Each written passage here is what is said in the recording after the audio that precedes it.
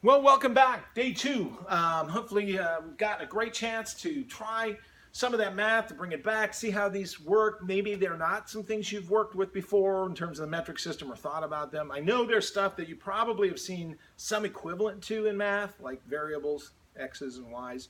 So we're trying to make sure you relate those back to that, and that's why that course you've done in algebra or geometry are going to be used. Today we'll talk a little bit more about some directional numbers and measurements, and then you're going to use some more geometry to bring back that.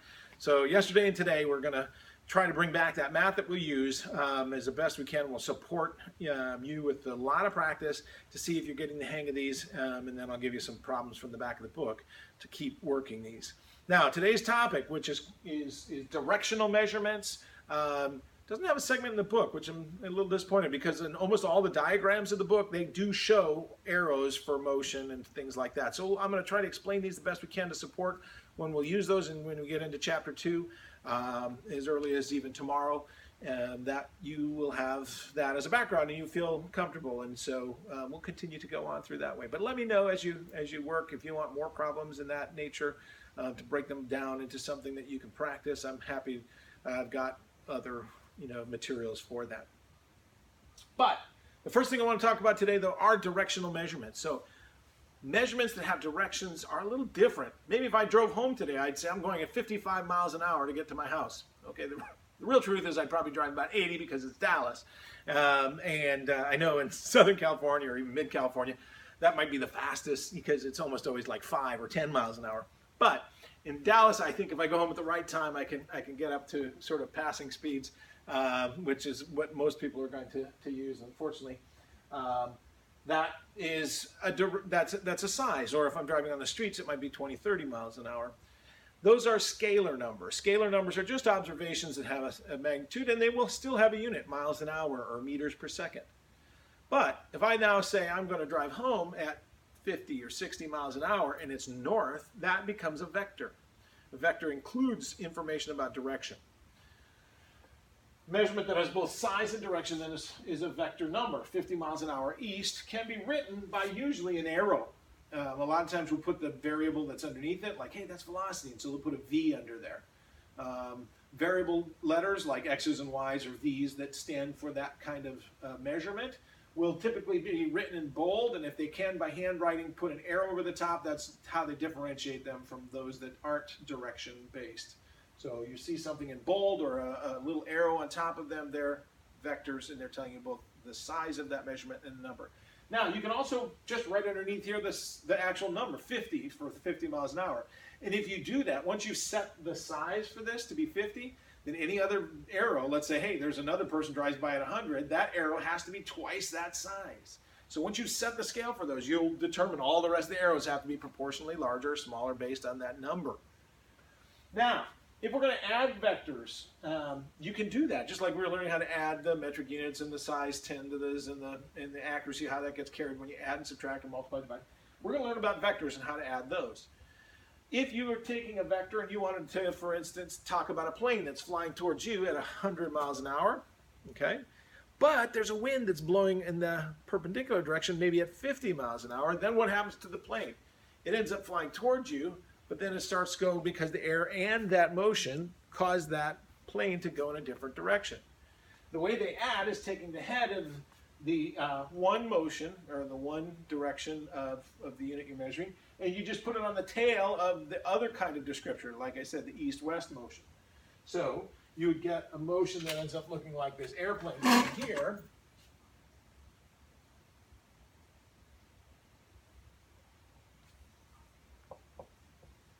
(100 miles an hour), and the wind, which is blowing here, make sure that's half that size, and you would add those up by taking your 100 miles an hour and your 50 miles an hour, and the plane would fly in this direction.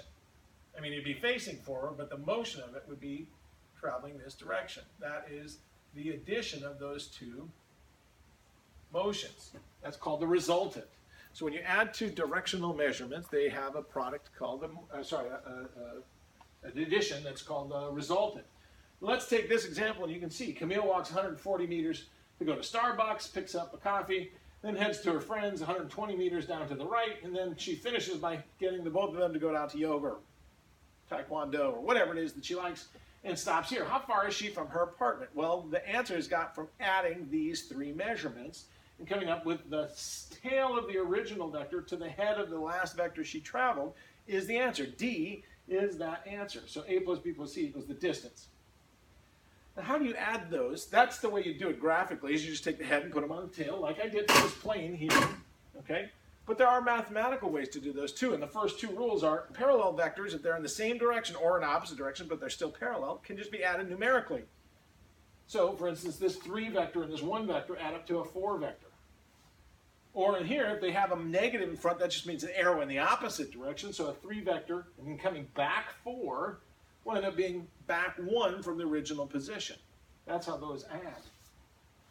The trouble comes is when you want to add 2 vectors that aren't parallel. Okay? You've already seen, as I described early, is that when you want to add them, you just take those numbers. You take a vector can be moved as long as you keep the size the same and the direction it points the same. It can be moved. So this vector is as good here as it would be over here, or it would be over here. So what I'm going to do is I'm going to move this vector over here. That was the math or the drawing way to add them. The trouble is that when people draw these, they don't keep them straight, and they end up being, you know, a lot of difference. If I measured this resultant, which is the difference between these two, when I move this over, I bet 5 of you would come up with 5 different answers to measure that distance in here. You're going to have some practice with a sheet here in a second. So what they do is they say, well, let's take the x part of that motion. Let's get all those parallel vectors from these two. You know, here's the motion in the y from here to here. It's moving that direction in the x. I apologize. It's motion in the x. And this one is the motion in the x goes along here. So if I can put those two together, I can add them mathematically. If I take these two motions, this one's going from here to there, I move up a little bit, and this one moves down a lot. So if I add these two components together, and we put them over here, we get this second green arrow. So now we get 2 parts that we can add up because the left and right arrows were added together, the up and down arrows, the vertical components and the horizontal components were addable because we know their numbers. Now, you may ask, well, how do I know those numbers? And that's going to come from trigonometry, from the trig functions. The trig functions of sine, cosine, and tangent. They are all based on a relationship in triangles that, let's write this out. You have an angle here, and this is the angle of degrees theta. The opposite is over here. Oh, let me write that out. Let me just write the single. The opposite side is over here. The adjacent side is the side that touches that angle. And then the hypotenuse, here's a right angle always, when we're talking about these triangles. Hypotenuse is right here, the one that is the longest side. So you have 3 relationships that hopefully you remember from math. What you said was, first of all, the sine of any angle is just a fraction of the opposite over adjacent. Okay, the cosine is the adjacent over hypotenuse. I apologize. Sine is the opposite over hypotenuse. Let me do that correctly. Hypotenuse. The cosine is the adjacent over the hypotenuse. And the tangent, all these fractions are described as the opposite over adjacent. Okay? Now, one way to remember those is the saying so, ka, toa. Okay, so ka toa. And that will be reminding you that, opposite over hypotenuse is the sine.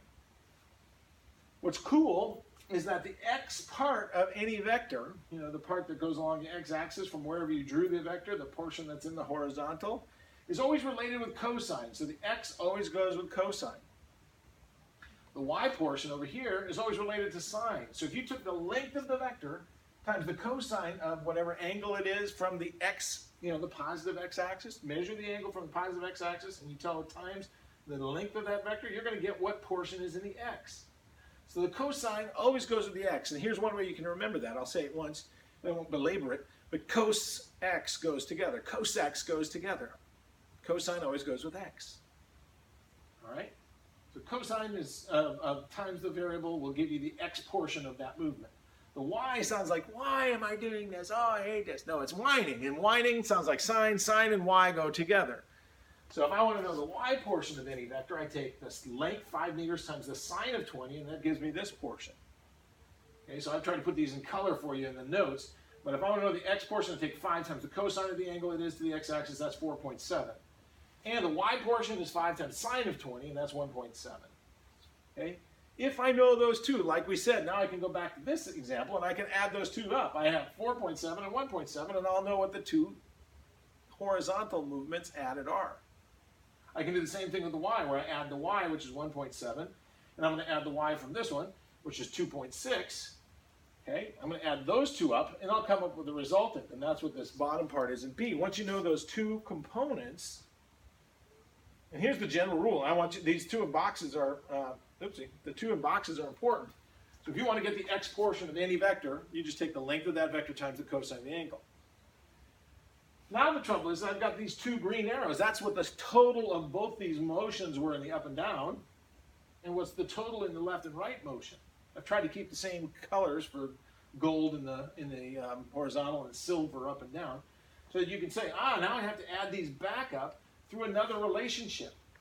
That relationship, here's one of those relationships in terms of the trig that you may have had, but that any right triangle, if this is A, B, and C, is related, these sides are related through the Pythagorean theorem, which is a squared plus b squared equals c squared. Fortunately, we just calculated what that new triangle is to get you this new vector. The addition of this vector and this vector equal this vector. Remember, if I move this up like this, then the arrow left is this one right there. But I got their two components, so I mathematically could do this, and I could get much more precision than I could if I drew this on paper. So, if we remember, after doing the calculations, their total is that the two parts of the previous ones added up. If you add those up, I'm going to add those up here and square them. Okay, so the sides for that first one, this x was 4.7. That x down here was 1.5. And so together, that ends up becoming 3.2, the x's. Let me just put little x's under here and the y right there as a reminder. So this becomes 3.2 squared, and the b, or the y parts of this, was 0.87 meters. I'm going to square that, and that's going to equal c squared. Well, how do I get, I still have to do the math by squaring this on your calculator. And then when I'm done, I got to get rid of this squared. So what I'm going to have to do is take the square root of both sides to get rid of that squared. Okay, so if I know c squared, then I'm going to say c is the product of these two together, which I have the answer down there. Becomes the square root of 11. Okay, is whatever c is. When I work that out, it's 3.32. Okay, so the length of this vector is 3.32 because it's the x part squared plus the y part squared, and they took the square root of that. This is when you get your answer, how do you rebuild the vector that was originally there from these two green parts?